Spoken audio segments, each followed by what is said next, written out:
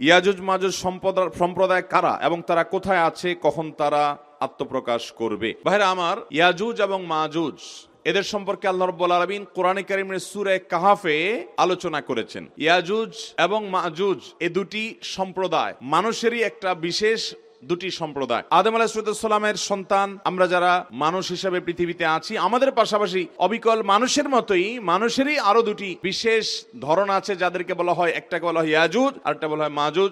এটা আদম আলাইহিস সালামের বংশেরই তিনটা ধারা বলতে পারেন। একটা হলো এই সাধারণ মানুষ, আর একটা হলো ইয়াজুজ এবং মাজুজ। তারাও মানুষেরই দুটি ধরন। এই ইয়াজুজ মাজুজ তাদের সংখ্যা সাধারণ মানুষের তুলনায় অনেক বেশি, এবং এই মানুষগুলো ইয়াজুজ মাজুজ তারা সাধারণ মানুষের উপরে জুলুম নিপীড়ন, তাদের অনেক শক্তি সামর্থ্য আছে, তারা যা খুশি তা করার মতো ওইরকম দৈহিক শক্তি আল্লাহ তাদেরকে দিয়ে রেখেছেন। তারা জুলুম নিপীড়ন করত।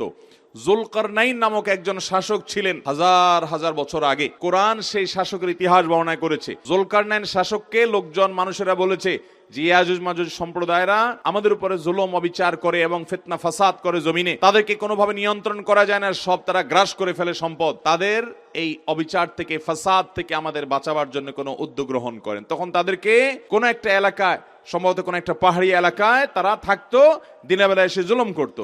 তারা যখন তাদের এলাকায় প্রবেশ করেছে, মানুষের সমাজে যেন আসতে না পারে, সাধারণ মানুষের সমাজে, তখন বিশাল বড় প্রাচীর নির্মাণ করেছেন, সম্ভবত পিতল দিয়ে, এই যুলকারনাইন বাদশা, এবং তার অপর প্রান্তে তারা আটকে গেছে, আর আসতে পারে না। কিয়ামতের আগে তারা সেই প্রাচীর ডিঙ্গিয়ে তারা আসবে। প্রতিদিনই তারা প্রাচীর ডিঙ্গানোর চেষ্টা করে, কিন্তু আল্লাহ তাআলার বিশেষ নির্দেশের কারণে তারা সেটি অতিক্রম করতে পারে না। ইমাম মাহদি দুনিয়াতে তার আত্মপ্রকাশ হওয়ার পর, দাজ্জালের আগমনের পর এবং ঈসা আলাইহিস সালামের দুনিয়াতে নাজিল হওয়ার পর 4 নম্বরের কিয়ামতের বড় আলামত, একেবারে কিয়ামতের খুব কাছাকাছি সময় ইয়াজুজ মাজুজের আবির্ভাব হবে। তারা আবারও দুনিয়াতে তাদের সেই স্বরূপে আবর্তিত হবে। যখন তারা এরকম অবস্থা করবে, আল্লাহ রাব্বুল আলামিনের কাছে সাধারণ মানুষ দোয়া করবে। আল্লাহর নবী ঈসা আলাইহিস সালাম যিনি তখন আসবেন, তিনি দোয়া করবেন। তখন সবার সম্মিলিত দোয়ার কারণে আল্লাহ রাব্বুল আলামিন বিশেষ ধরনের পোকা ইত্যাদি দিয়ে, তাদেরকে রোগ বালাই দিয়ে তাদেরকে ধ্বংস করবেন। সমূলে তারা শেষ হবে কিয়ামতের আগে।